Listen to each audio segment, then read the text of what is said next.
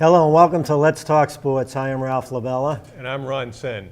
We know you're hungry for new content after a long summer off. And National Football League starts tonight with Thursday Night Football. And you'll be glad to know that it's still a bargain to go to a National Football League game. At San Francisco, for a family of four, it only costs $641 to see the 49ers play. Who wouldn't want to shell out $640 to have their family enjoy a wonderful night of NFL football? Well, look at the Patriots, too. I mean, it's just about up there, too, in the Patriots. And then, you know, the funny thing is, I went to a Patriot game, and you're walking up the ramp. So you get up to the first tier, they're selling beer, right? And I don't know how much it is now. 2 years ago, it was, I think, $8 around there. You go up to the next tier, they're there selling beer. It's unbelievable. I mean, they're just looking for the money, but people are paying it. Football's the number one sport now in the country. Right, and the argument has always been that if you are selling out the stadium, then your ticket prices aren't high enough because there's still more elasticity in price that fans are willing to pay.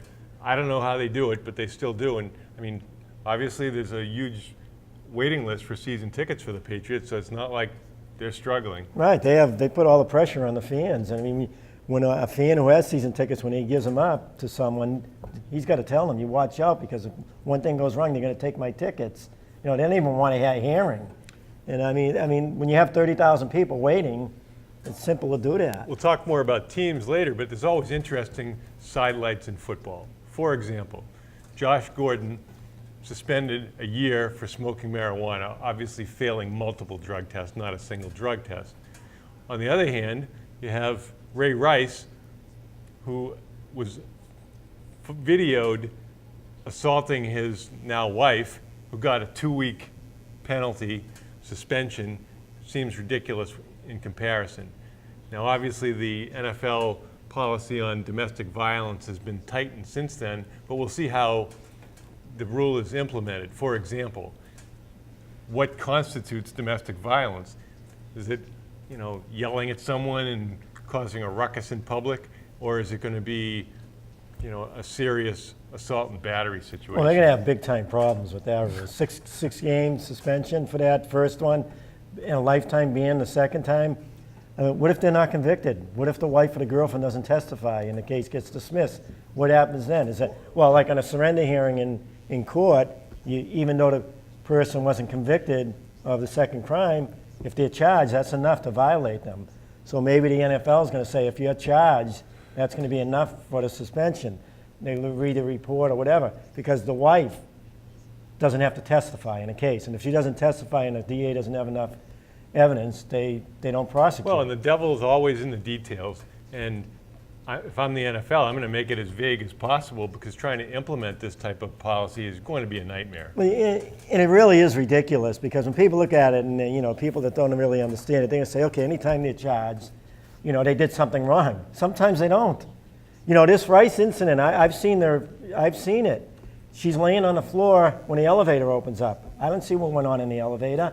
And I say, I'm not saying that it wasn't serious. When I'm saying it was a 2-game suspension, something, they know something we don't know, because if it was that serious, where he struck her and knocked her down, he would have got a lot more than 2 games. So, well, the information they have, but what they don't want to do is you don't want to start making excuses, because once you start making excuses and say it wasn't that bad, that's when you really run into problems. The NFL is obviously very public relations sensitive, and Roger Goodell miscalculated the public response to Rice's suspension, and then they've gone in the other direction as a result. Now, there's a lot more. Obviously, Jim Irsay, the Colts owner, who's worth over $1 billion, got a 6-game suspension, which I don't know what that means for an owner. You can't sit in the owner's box. You have to watch the game on television. How much was the fine? It wasn't even that much. $500,000. So $500,000 is, Same thing Belichick got for, that. It's a lot of money for ordinary people, but for billionaires, $500,000 is not such a big deal. They could drop that at the track probably. Oh, and speaking of the track, there's Wes Welker, who, in typical NFL players' response, says, well, I have no idea how those drugs got in my body. What's funny too was during the race, right, the Kentucky Derby. I mean, they're testing Right. him during the off-season too. right? That's amazing, someone like Welker, but they said he's been positive a number of times. Oh, I didn't And hear that. that's why they were testing him more than a normal player. I don't know if it's the fourth time he's tested positive for drugs or something. But I guess the first time you test positive, they don't suspend you, right? They put you into Well, treatment. Obviously, a few years ago, Brett Favre had a big problem with Vicodin. But Yeah. if you look at National League players, my guess is that most of the time, a lot of these guys are in a lot of pain because they have injuries that they may not be bad enough to keep them out of a game because they're really tough, but they're really hurt. And I guess the difference between so-called hurting and injured. Injured is when you're so impaired that you can't play. Hurt means you can play, but you're going to have pain. So how many of these guys are taking some kind of medication? Obviously, Clay Buchholz last year was getting Toradol, which is an anti-inflammatory that is injected to try to cut down inflammation. And he got inflammation of his esophagus and gastrointestinal bleeding and missed a lot of time, I don't know, lost weight, etc. But you know that for people who are really older, there was a movie, North Dallas 40, years ago, where they showed the players getting shot up before the game, during the game, halftime, all kinds of things just to keep them on the field because it's a huge business, and if you can't play, you're of no value to the team. But I imagine, well, in all sports, that if you're on a prescription, you must have to notify your team doctor. Right. And the team doctor must have to notify the league, okay, this person's on a prescription, he's taking this for this. You know, Right. they have to make them aware because Well, you know, they have drug testing. When I was in the Navy, we had an incident where there was somebody who was I'll just say that they had a critical role in national security, and they were getting treatment outside of the government in order to disguise what they had, and that could have caused big problems. Can't get into more details than that, but if you get drug tested, obviously you need to have permission. You know, if you're on Adderall for ADD or whatever it is that he was. well, that's what they're saying he was on, right, Welker? Yeah, well, Adderall? right. And it wasn't okayed? Well, the substance in Molly is methylene dioxymethamphetamine, which is MDMA, which is very similar to amphetamines, and it is a stimulant. It's not something you use for ADD. It's used for a variety of purposes to enhance people's experiences. Well, you know, it's illegal no matter how you look at it. It's a purer form of ecstasy. But going back to that 1-year suspension, though, for Gordon, I mean, for marijuana, you know, does he understand it? Is he smart enough to understand, okay, you're going to get suspended if you take that, if you test positive?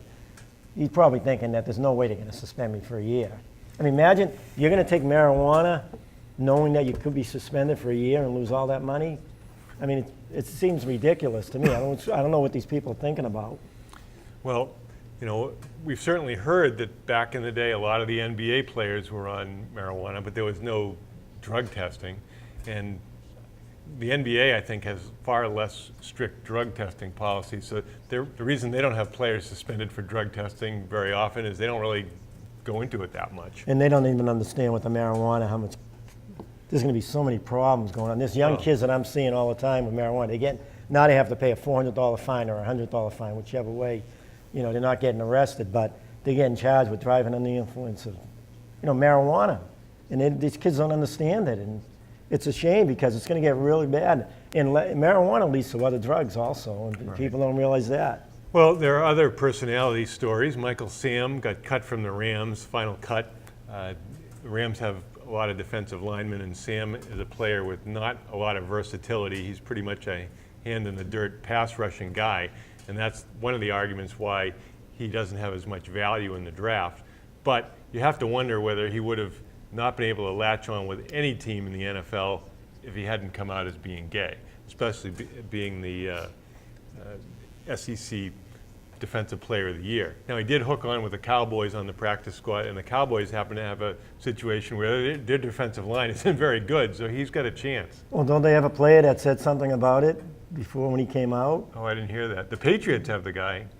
No, and they have a guy, Dallas, too, that was against him, you know, being picked up, you know, playing with him. But, I mean, they've probably talked to him about it. But I think I told you last year when you said, you know, people saying no way.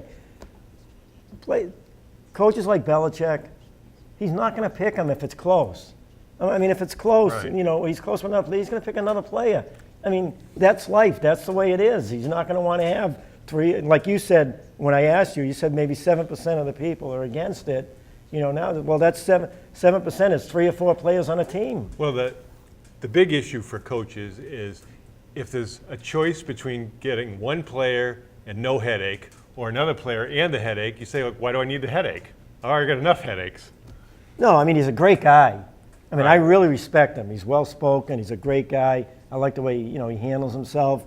If he's good enough, I would love to have him on the Patriots if he can penetrate and play, Right. get pressure on the quarterback. Well, you look at a different sport, admittedly, WNBA, somebody like Brittany Griner, star player, marquee player in the league, she can be gay, no big deal. It's like, okay, whatever.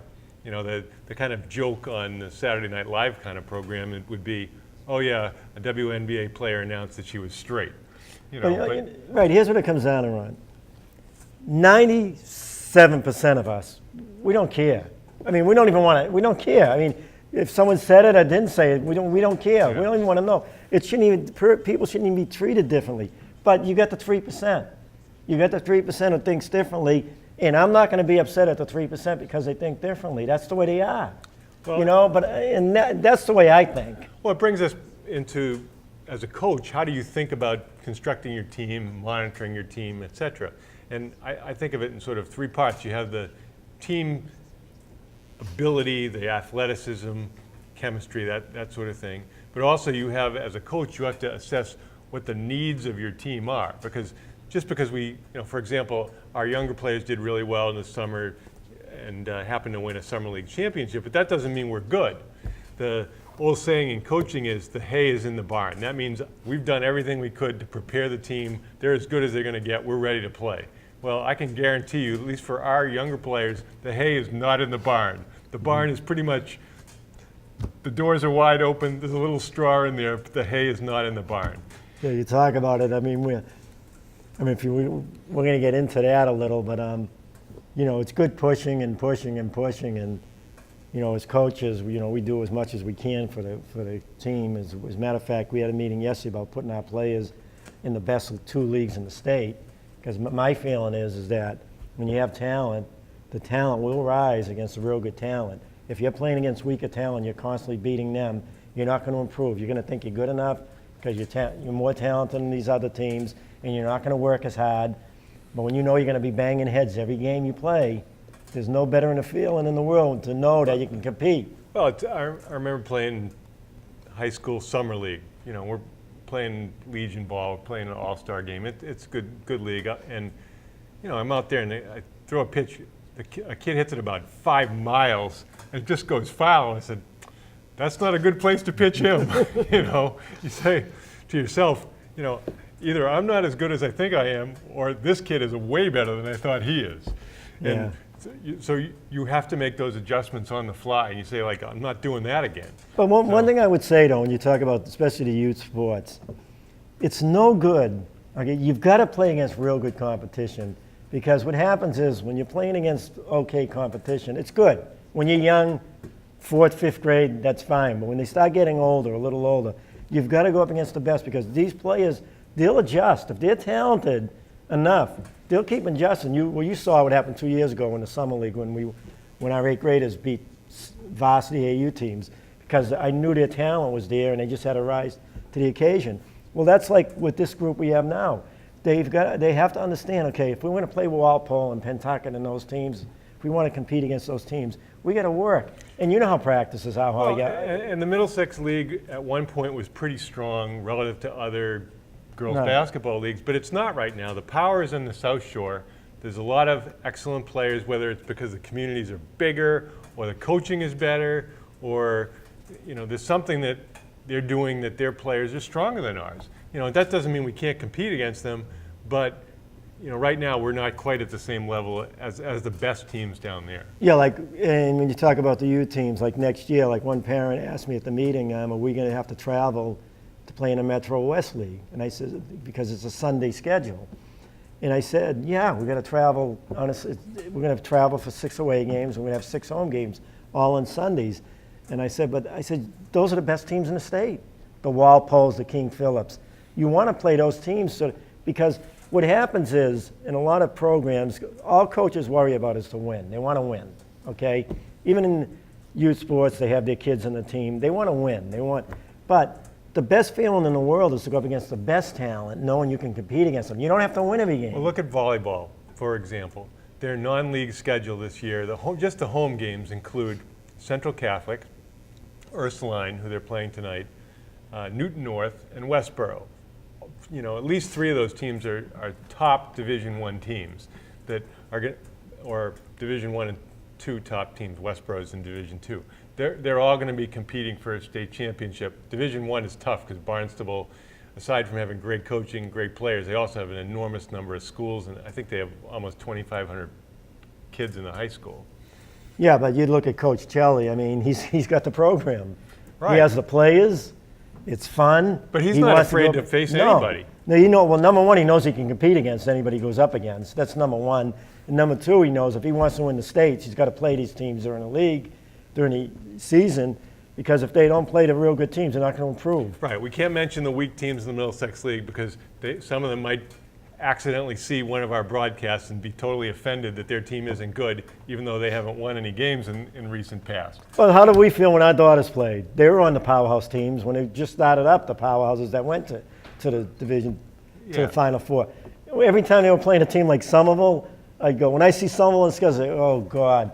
I mean, some of the teams can't even get the ball over the net. Well, And you serve and you're getting like 10, 15 winners sometimes, and you're sitting there saying, what is my daughter getting out of this? Nothing. Well, Marianne Foley holds the record, which will be the all-time record. She had 28 consecutive service aces or service points because she just hit the ball over the net against Hamilton Wenham and they couldn't bring it back. And the games went to 30 back then, so now they only go to 25, so you couldn't possibly get more than 25.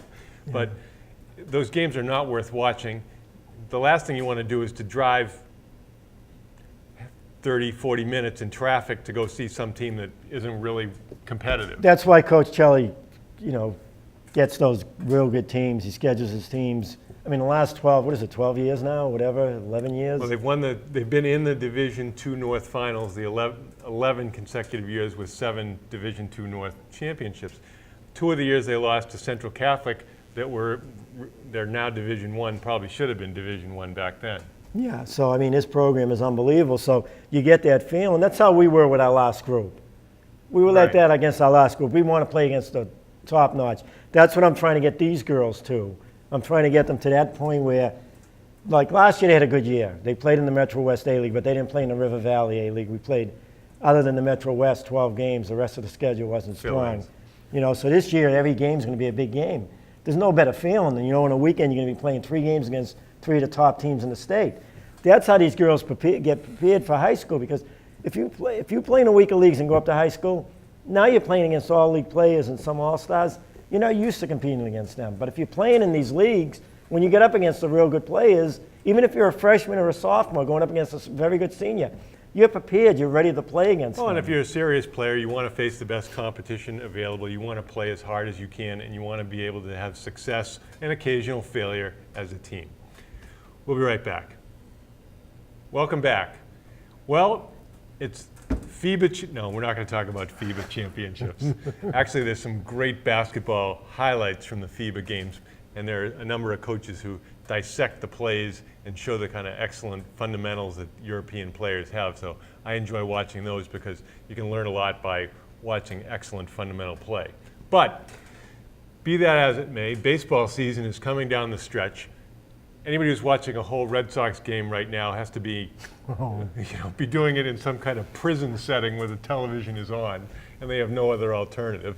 But there's still some interesting happenings in baseball. For example, in the American League, it's still possible you could see 3 teams from the AL West, or none, because Oakland's been playing poorly since they traded Cespedes to the Red Sox. They haven't been able to score any runs at all.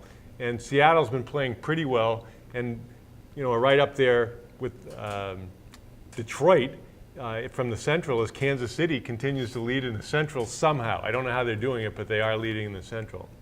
And then in the American League East, the Orioles have run away and hid.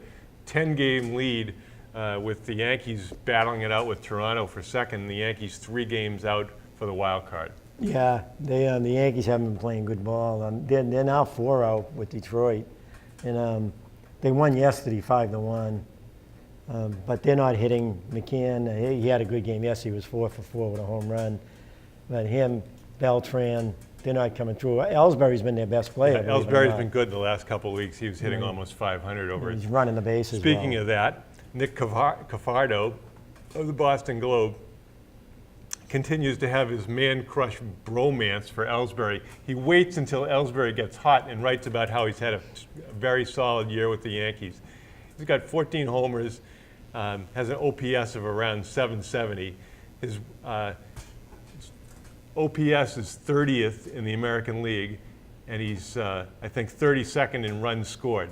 Now, if you said 32nd, that doesn't sound very good. Well, Brock Holt has more runs scored than Jacoby Ellsbury this year. So if you're talking about how great Ellsbury has been, I'd say he's been solid, but he's not a $22 million player. No, for the Yankees he is.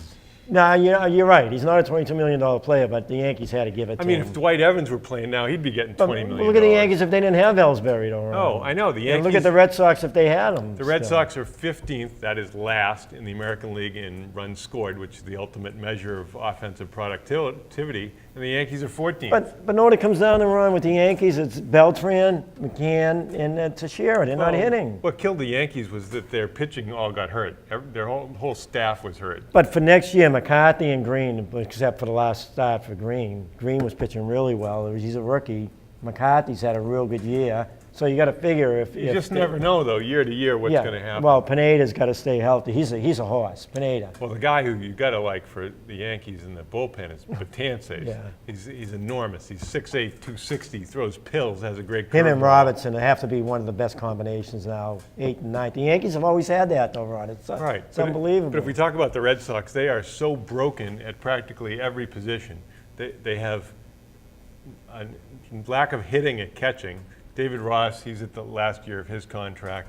Vasquez can really catch. Defensively, he's excellent. They're going to trade him, I think, Vasquez. Well, we'll see. Swihart is the guy at AAA, but he's struggled since he got to AAA. Yeah.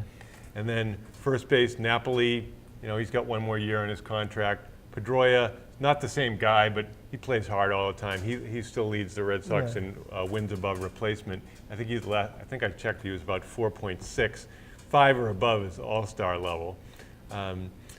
Shortstop, Bogarts is in a bad place mentally after the whole Drew fiasco. He's playing a little better, though. He's playing better. Drew has hit even worse for the Yankees than he did for the Red Sox. He's 250. But no, I like for the Red Sox too is Betts. Yeah, Betts has been pretty good. He reminds me of Jimmy Wynn. If they get Stanton, with the team they have now, well, they're going to have to give up some players. But if they can get Stanton, Vasquez will be one of the guys going. Owens will be another guy. They're going to have to give up Owens, who could be a star in a couple of years, pitching-wise. They're going to have to give up those players. But if they get them, they're back. They're back. Yeah. And then if they get guys like Shields. Well, they still need 2 pitchers. Yeah, they'll probably try to sign a guy like Shields. The Yankees are going to get – with the Yankees, if they can get healthy with that pitching staff and get another top pitcher – they might go after Lester. Here's what they need. Like Cano. Remember I told you about Cano, right? He's hitting 320-something, right? No power. No big RBI guy. I mean, they love him in the middle of the order. He's hitting 320, but nothing outstanding for the money he's making. What the Yankees need, they need to put a guy in the middle of that lineup with the players they have. You need that guy. Like the Red Sox, you've had Ortiz all these years. It makes everybody else better. Yeah, well, it'd be interesting to see, will Lester come back? I don't think so. Will he go to the Yankees or will he go maybe to the Mariners because he's from that area and Seattle's competitive. Yeah, but he's living in Atlanta now, though. So I would think he's going to maybe the National League team. It's easier. Who knows? Isn't it? You have to bat. Maybe he'll have a chance to get a hit. Lester's never had a hit. He's like 0 for 35 or something. And, but I've never been so bored, though, when it comes to baseball. Imagine the Yankees and Red Sox, and I turn it off and on. Well, if you look at a Yankees-Red Sox series that had less hype and less interest, I don't know when it would be. Probably in the early 60s. How bad is this? I'm watching America's Got Talent over Yankees and Red Sox the other night. Well, there's those jump roping people and, a lot of athletic people there, too. Unbelievable talent on that show, I'll tell you. There is. And for the most part, the judges aren't as mean on America's Got Talent as they are. I like Howard Stearns. I think he's tremendous on it. Now, Well, the other thing is the attitude of young players. And, Bradley, there's a lot of discussion that he was unwilling to make adjustments to his swing when he couldn't get around on the fastball. Middlebrooks doesn't want to play winter ball. He's hitting 183, and he's hitting even worse since he came back. Well, he wants to be with Jenny. She can go to Arizona or wherever, too. Yeah, whatever. he's got to go. He's asked to go. I mean, Yeah, at he some has to point, go, if you're a yeah. serious professional and you want to develop your career, I mean, he's never got paid. So he's not going to get paid if he's, selling cars like Josh Gordon. But I'll tell you though, Ron, it's going to be very, very interesting with the Red Sox. I mean, I'm a Yankee fan, and I look at the Yankees' future. They're going to have to buy it again. They're going to have to continue to buy it and get lucky. The Red Sox, I mean, they do have a lot of people saying, well, the young talent is overrated. But guys like Betts, I love Betts. Holt's a good, solid player. I mean, Holt's going to make any team. I mean, any Right. team would love to have him. Well, we've had almost a year to watch the evolution of instant replay. The only thing I would change about replay is when you walk out to argue with the umpire, you have to go out with a decision. You can't Yeah, you cannot wait. Yeah, you can't wait for a call from But somebody else. But forget about all that. I watch the games, the Yankees and Red Sox games. Gardner got thrown out of the game. 3-2 pitch with men on base. Pitch was 2 inches outside. They called him out on strike three. Threw his helmet down, said to the umpire, Ron, you think I'm just saying it. The biggest problem in all the sports is in baseball in the outside corner because the umpire does not see they can't cover the outside corner, so through experience they're guessing. Right here on my sheet it says strike zone. But haven't you seen it? My biggest gripe this year is the strike zone is all over the place, up, down, in, out. It's awful. And I just think the umpires have gotten worse, not better, despite maybe it's the fact that every pitch, there's the Amica pitch zone, that the umpire gets graded live. But I just don't think they're very good. No, I asked an umpire who umpires Babe Ruth in high school, the other day. I says, and I told him about it. He goes, Ralph, you got to get on the inside corner because your view, he was talking about what they learn when they go to school about umpiring. I says, well, why don't they at times go more pitches on the outside corner than the inside corner? So why aren't they getting on the outside corner? Well, for a right-handed pitcher, they teach you when you pitch that the inside corner to a right-handed batter is your so-called natural corner. So that's where, since most of the pitchers are right-handed and most of the batters are right-handed. Coming from that angle? Yeah, so that, now, what is different, that makes a big difference is, obviously you see some guys stand way on the right side of the rubber, especially against right-handed batters, because it creates an unfavorable angle for them to see the pitch. If you stand way on the left side of the rubber and you pitch to a right-hander, if it's moving inside, the ball looks like it's right down the middle. Well, here's my suggestion. Like in tennis, when they appeal and they show the view of the ball Right. coming up and hitting, well, why don't they just have it for the outside corner? If you get 5 offensively and defensively appeals a game on the outside corner. So if a batter's 3-2 and he thinks the pitch is 2 inches outside, why can't he appeal and why don't they show where the pitch goes in comparison where the corner is?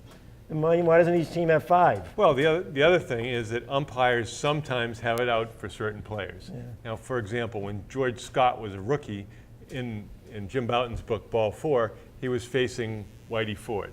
And Elston Howard was catching and Ford is pitching. And they said Ford threw 2 pitches in the dirt that were called strikes. The umpire just, So then the third pitch was in the dirt. Scott swung and missed. They said, he swung in a bad pitch. They said, what was his choice? He had to swing because the umpire was just going to call everything a strike. Now, I don't know if Scott argued, whether there was any racism. God knows that was a long time ago.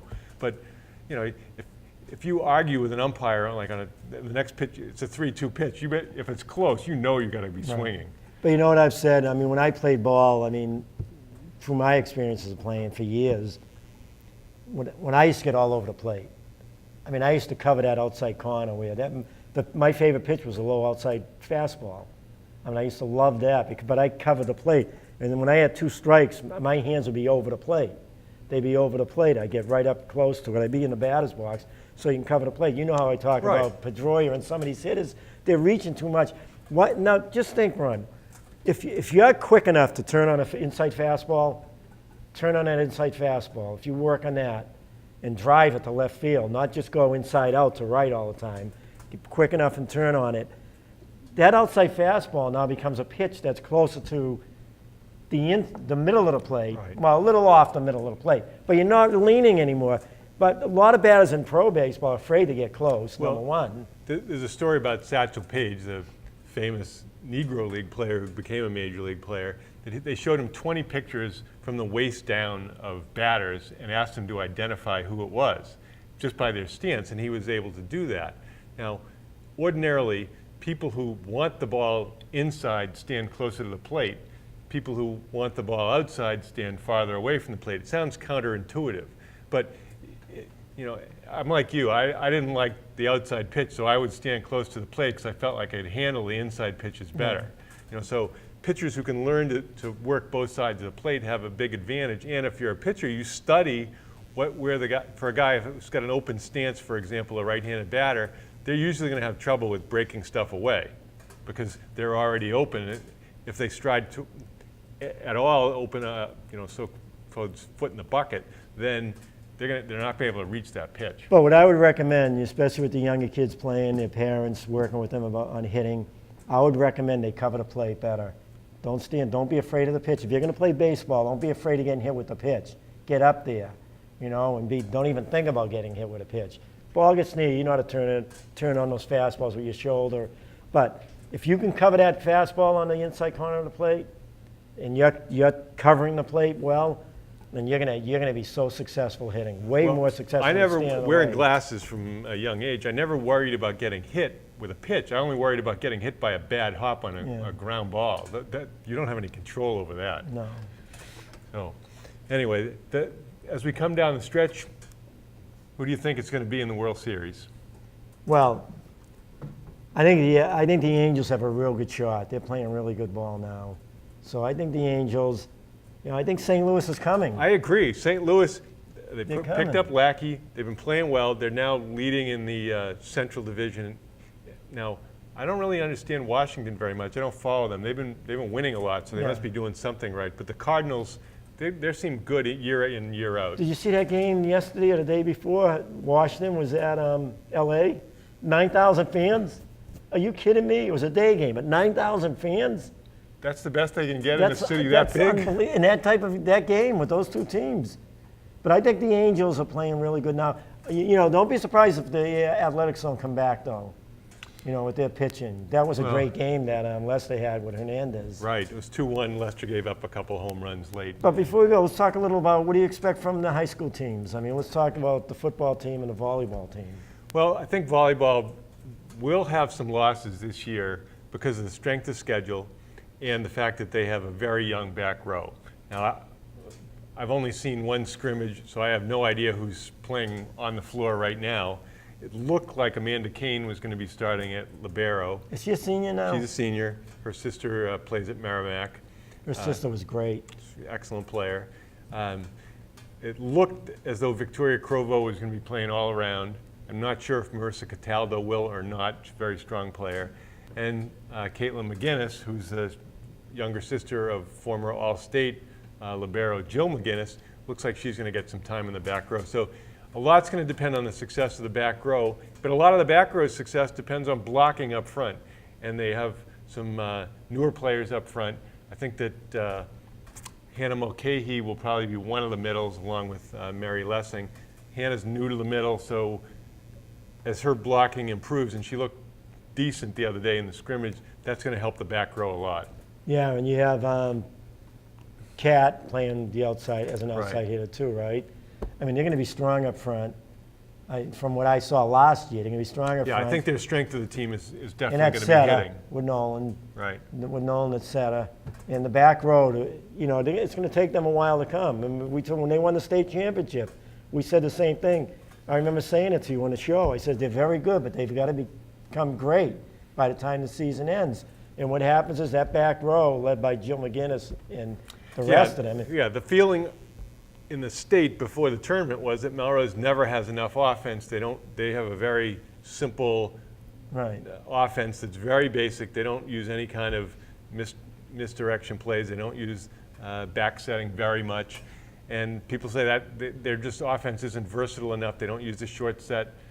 But their defense was so good, and they were so excellent at what they did do, that they were able to, pull off a state championship. Well, the only reason why they won the states is because of the back row. I mean, the front row was great, setting was great, but they've had great front rows. Yeah, they've had great setters. It was the total coordination. The whole of the thing. team. I mean, yeah. you couldn't have done it. I mean, it just all worked so perfect. The back row was great. The front row played great defense. The setter got the ball from the back row Right. to the hitters. It's hard to know how football is going to be because they've graduated so many skilled players, but they I hear always. they're excited about the team. Well, the JV, weren't they undefeated last Yeah. year? So you got a lot of young players who are hungry and want to be successful. No reason to expect they won't be. They're going to be strong at quarterback. They're going to be strong at end. They're going to be strong in the running. I mean, the running backs. What's his name? Is it Hickey? Hickey. Hickey's going to be unbelievable. They got a number of other outstanding runners. Their lines, they say, are going to be real strong. So I think it really looks good. I think, over the last 5 years, they've been tremendous. This could be, even though they lost Mercer and Raphael and the other seniors, they had a lot of great seniors. Even though they lost them, they got a lot of talent coming back. It's going to be fun. They start a week from Friday, right? Right. And here's a soccer news note of some import. Franz Di Perot, who's a freshman at Northeastern, was named the CAA Rookie of the Week. Wow. And in the opening game that Northeastern played against UNH, he scored the only goal of the game off a corner kick. He headed it in his first game and, provided the game-winning goal. So no surprise, having watched Perot from the time he was a freshman, he was an outstanding player. And, he only played a couple of years for Melrose High School because he moved into the elite regional team on Seacoast up in New Hampshire, but he's an exciting player, and I fully expect to see him playing professional soccer someday. Yeah, he's just a great athlete. Great basketball player. Turned out to become a great basketball player. Right. Because he's so athletic and just a tremendous athlete. You can't think of many athletes that are better than him. And we've always heard he's a nice young man, a pretty good student. So. Yeah. Congratulations to Franzi and the Perot family. We'll be right back. Welcome back. With us for a sports conversation tonight is Lou Words with Friends Spagnola, one of the all-time greats in Words with Friends. And we thought we'd open it up for what's your gripe? How's Ralph? your day today? Well, it's funny you ask. Oh my God, I'll tell you something. I'm a high school teacher, so I love the fact that kids are playing golf. When I see young kids on the golf course, it really makes me feel good because I say, you know what? It's going to keep the tradition going. It's going to keep more people out, keeps the interest up. It's on TV. You know what? Don't send them out at 4 o'clock. Mount Hood, I'm talking to you. 4 o'clock, you have a league. I play in a league there that's been playing there for how long? Let's shove them right in before... I know, I get it. I shouldn't be complaining because I'm glad that the kids are out there. Again, I'm glad they're out there, but come on, 8 kids on the tee box. I finished at 7:05. I've never made it here that late before. And you're in a league? What Yeah. time is the league supposed to start? We go off 4 o'clock. The last group usually finishes at 6:30. So that's 35-minute holdup right there. That we had like 3 groups of 3 foursomes were on every tee box. Well, that's very disrespectful who's ever running it. Yeah. It really comes down to that. They know you have a league. You're supposed to start at 4. Instead of having the kids there at 3:30, whatever, to go off, they have you guys go off at 4:30. They will and shove- you're late for our show. Honestly, if anybody showed up, honestly, at like 4:05, they would find a spot for him. They'd probably say, hey, your last group, there's a threesome. You mind if he plays with you? Well, Yeah, but we're a league. Doesn't matter. How would you feel if your son or daughter was playing youth basketball, one of the nicest courts, the Commons, and you haven't had a net up? You have a torn net there for 2 months, and you can't get a net up, and you've let the people in charge know about it, and it's still like that. So how would you feel knowing that they don't care? Oh, that's unbelievable. You know, they they bring could back the care less. chains like the... And then know my feeling is, I told Dr. Sen, I says, I'll get a net. And I said to myself, why should I get a net? Yeah. I don't care. I said, why should I get a net? They were told that there's no net up. It's torn down. It's been like that for almost 2 months. And our kids, every time we go to practice, every Tuesday or Wednesday night we have practice, for 2 hours. Balls are coming off the rim. You got to duck your head because Yeah. it's slamming off the rim. And again, the powers to be know about it, but what are they doing? They can't get someone to go up and put up a net. And I'm not going to buy a net to put it up Well, just why for principle. should you, though? You're already paying for Just it. Your for tax principle. dollars have already paid for it. That's why, this is a forum. What can we complain about right now? Well, my gripe is really about any sport that involves youth players. The sport is about the players. It's not about, if people say, gee, you guys coached for a long time and you must be doing a good job or whatever. I said, it's not about us. It's about the players. It's about getting the players a good experience. You want them to have the right equipment. You want to have the right conditions. Hopefully people who care about them and about the sport, love the sport, want the kids to grow athletically and otherwise. And you want them to play in a good league. You want to have good officiating. You want everything to create the best player experience they can have. Now, you're not going to win all the time. Okay, that's fine. And everybody's not going to get exactly to the minute equal playing time because that's not really how sports works. But when you feel like the overall experience for the players isn't good enough, whether it's youth basketball in 4th grade or varsity lacrosse for seniors, I don't know anything about lacrosse, but if the experience isn't good enough for the players, then there's something that's got to be improved.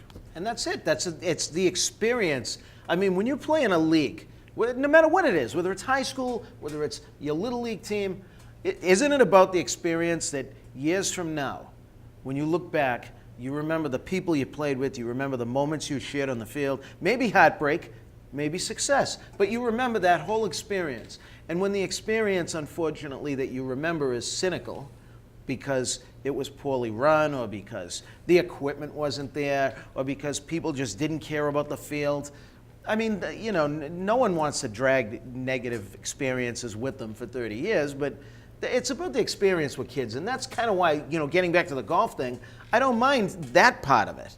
And, like you say about the net, it's like, people put their time in. People donate their time because they love kids, they love the experience. You at least want someone else to do their job and make it worthwhile. You have to care. You have to care to do. To me, and Dr. Sen's the same way. You want to do the most you can. If you're coaching or whatever you're doing, you want to do the best you can for the team you're coaching or the individuals. And we talk about putting our players in against the best teams possible. It's the only way they're going to get to the level we want them to get to. And we talk about that all the time. There's nothing better than coming back to a sporting event in the fall or the winter and Sydney Doherty or Kayla Weiland or Rachel Johnson come up, give you a big hug and say how much they enjoyed playing for you years ago. And it's totally sincere and heartfelt because they had a great experience. And if kids aren't having that kind of experience, you have to say, why not? It's possible. When they know you care, they'll do just about anything if they know you really care. And the parents will let you do just about anything. When I'm talking about by pushing them to become the best, they know that's why you're there, and you're going to do everything you can. And then you don't have the right equipment. I'm all about equipment. I want to have, when we play indoors, I want to have the best basketballs. We always have at least 6 to 8 brand new basketballs for the girls to play with. I'd like to have one for each of them. But, it's all about equipment. Them looking good, feeling good about themselves. And then you go down the court and your balls are bouncing off the rim because they're too lazy to call someone to put up a net. Yeah. And that's ridiculous. It is. They think it's a little thing. It's a big thing to the kids and to me and to the coaches. You want to have the proper equipment, for them to be successful and enjoy it. And it's just, people just don't care enough. That's what I was they gonna don't say. care They enough. don't care if they care. I mean, how hard is it to do the little things, Usually it's the big things you got to worry about, And most of them will do things to make themselves look good too, which. Well, let's move on to the NFL. And opening weekend, it's always about 2 things: the coach and the quarterback, and In the cornerback. well, And we have 2 of them, and thank God we have a great cornerback. Well, and the best part is having a coach who's kind of a people person, who's sentimental, who'll do whatever is necessary to make his players feel good. See you, Logan. Have a nice life. What do you think about? You know something? I heard this on the radio, and usually I don't hear anything good on the radio. But I was driving, and I said, that's one of the best points I've ever heard made. Somebody said, okay, and to be honest, their point really got me like, oh, here we go again. They said, it's typical of the cynical Boston sports fan to constantly bash Belichick for whatever he wants to do. And and you say, well, here's a guy, he's a fan favorite, he put his time in, he's this, he's that, and all we want to do is just jump right on Belichick. He said, well, let's turn this around now. They said, if Bill Belichick traded a tight end that just came off a 55 reception season, who's making nothing for money, and with him, he traded a 4th-round draft pick to get a 10-year guard with bad knees, we would be skewering him right now. We'd be killing him. And they said the point is, he swindled them. And saving $10 million on And he your did salary all cap. the money off the cap. And I said, wow, do I feel stupid that I didn't see it that way. Because at the time, I was like, here we go again. Why can't we just pay these guys? And then I said, in thinking back, we had John Hanna was one of the best back in the 70s. Leon Gray was pretty darn good, too. And with that great line, we won no championships. And we've had a pretty good line the last, okay, there's been times Brady's gotten sacked. Maybe they were covered sacks. Maybe they were him not getting rid of the ball. But we've had some good linemen.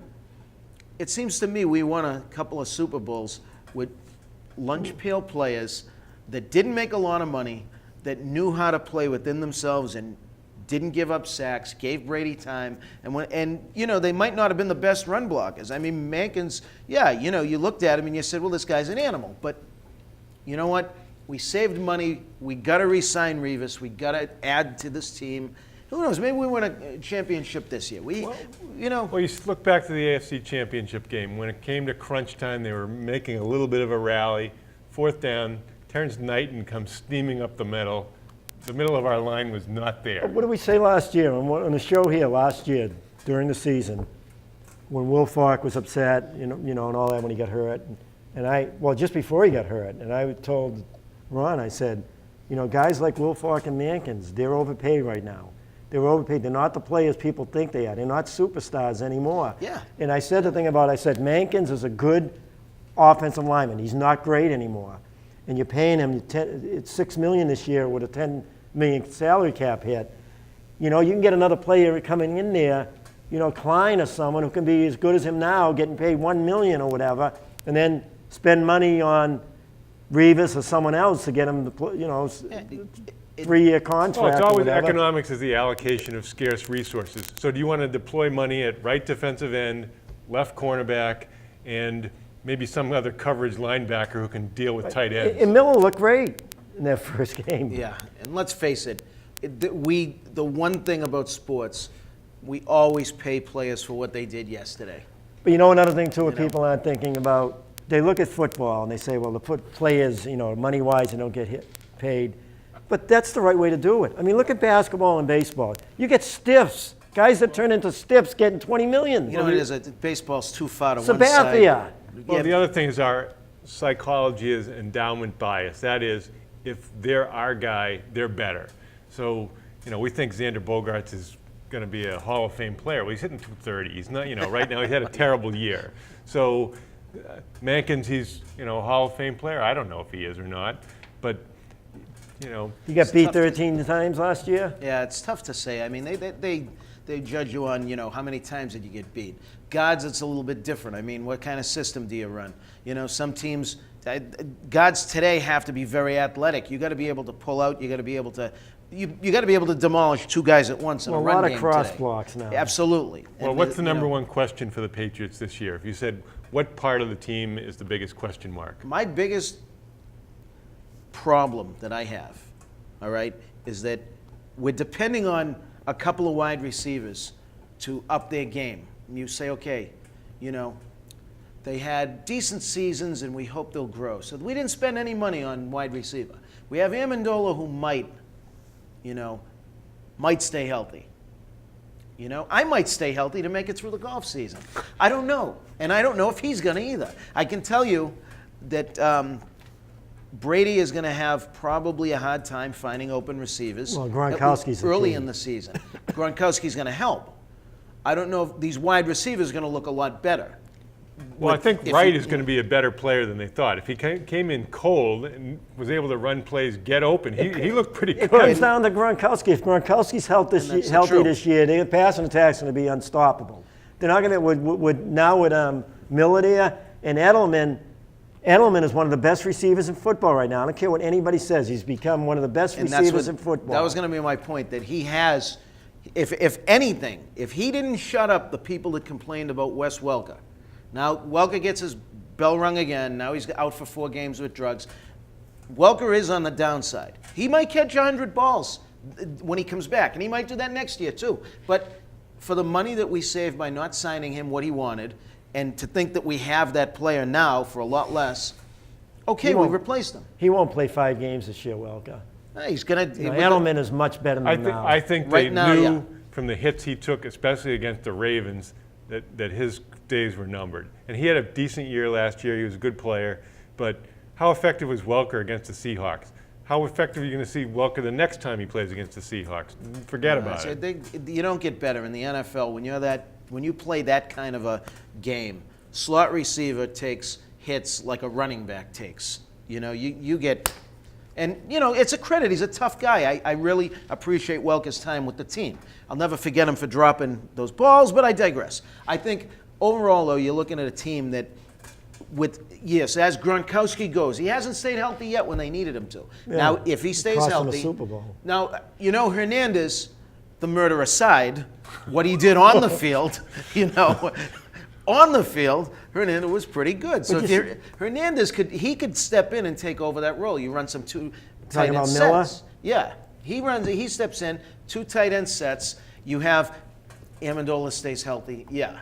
But Edelman's the key. You don't even need Amendola to stay healthy. But you think about some of the things that Belichick will like to do. He likes to mix it up. You can run some multiple sets with the different wide receiver packages. You can run multiple tight ends. And then that frees you up to run out of that. You run out of these sets, and all of a sudden, that's where you get those 7, 8, 9-yard runs. And, okay, you say maybe the offense is good.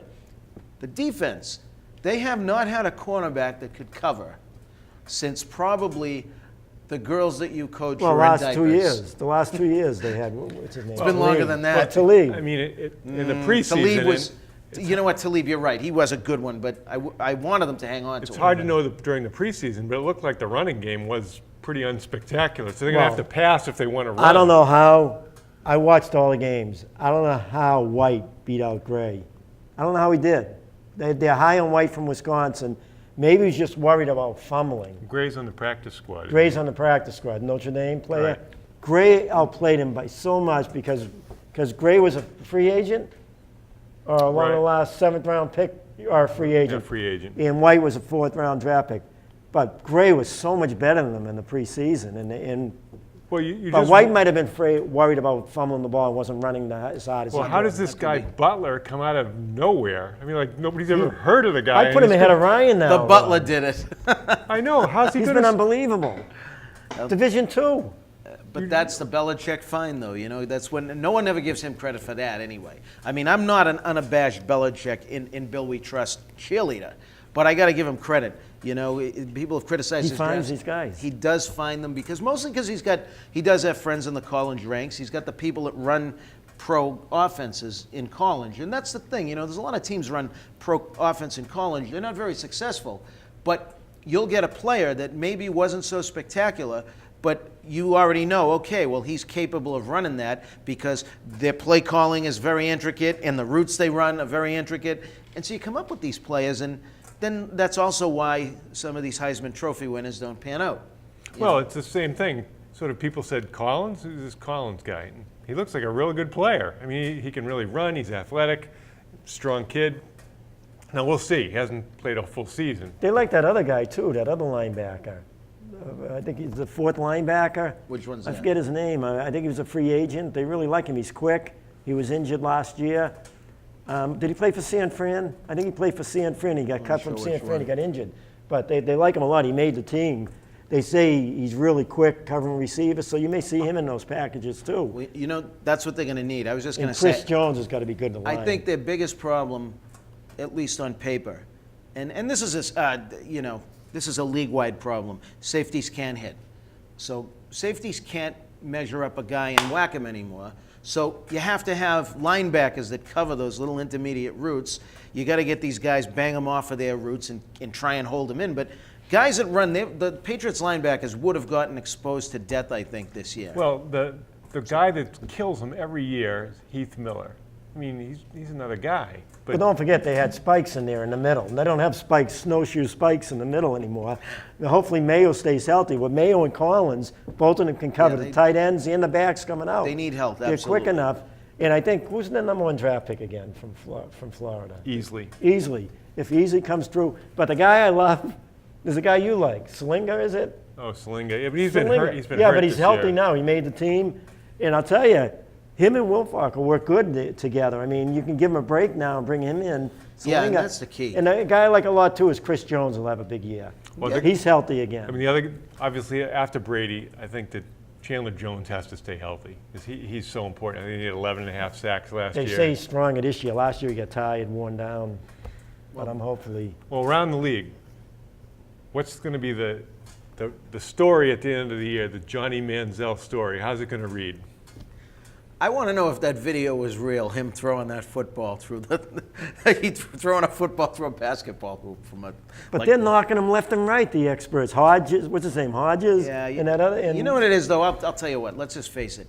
Doug Flutie still can't catch a break. People still think that they'll look at his NFL career and say, he wasn't that good. And I say, the guy he did what he did. I mean, maybe because, obviously Manziel, maybe he doesn't fit that pro criteria. I mean, they knocked Brady for the Brady pick like that. Oh, well, Brady, he'll never be anything. And, because he had the size, and they say, well, you can't teach size, you can't teach smarts, I think at the end of the year, Manziel is going to be exposed as a guy who can run, who made risky throws in college that guys made plays on. But in the NFL, those linebackers are fast. And those cornerbacks, unless you're there, if you hang the ball up, they're getting it. I disagree with all these experts, though. I mean, I saw, I'd say at least 7 of his games last year. And when they talk about him running, he didn't always run. He stayed in the pocket. He used his feet to get more time to throw the ball. He'd back up, go to his left or right. He stayed in the pocket more than people are giving him credit for. And he's got a heck of an arm. I think the more he plays, the more experience he plays, he's got the talent that a lot of quarterbacks don't have. He's small, that's one thing, but he's got a real good arm. He's quick with his feet. He'll buy time, and he doesn't always run. So Hodges knocking the hell out of him the other day, saying he's never going to be a good quarterback, and I disagree. Well, I think if I had to pick a quarterback coming out of the draft this year, he'd be the number 1. Well, as there's been written about point guards, the 2 issues are accuracy and decision making. And I think his accuracy is going to be okay, but I think his decision making is going to hurt him. Well, and that's why he needs experience. But he also needs to be committed. He's got to be committed to he's got to, read the book, study, be ready like Brady. That's what made Brady so great. He was so, remember in his heyday when he won the Super Bowls and stuff, he was so confident. You saw the interviews, he says, we're going to do this, we're going to do that, but if they do this, he was so into it and confident. Well, and hopefully Manziel gets there by working. I'll tell you what, the thing that has done Peyton Manning in time and time again, at every single level he's ever been on, is they can say he folds in the crunch time, and I agree 100%. But I think it comes down to he forces bad decisions on the field. And I think that's what Manning has done, and I don't care what anyone says. So if he's what they want to call the greatest quarterback of all time, or one of the greatest quarterbacks of all time, which I don't agree with, I'll get back to Manziel and say this. He's not playing on a great team. So he's going to have to probably run for his life. He's going to probably have to make some things happen. And oftentimes when a guy who can run, who can get exciting things happening, I'm sure he's going to win a couple of games for them, and he's going to make people say, wow, maybe he can do it. Time is going to tell on him, though. I'm not ready to make a judgment just because of that. I think if he was going into, say, Green Bay, all right, say he's going into San Francisco, where the skill set is great and expectations are high, then I think he would either succeed or fold like a tent. Well, I've enjoyed being with you tonight. I'm Ron Sen. I'm Lou Spagnola. And I'm Ralph LaBella, and thank you for watching Let's Talk Sports.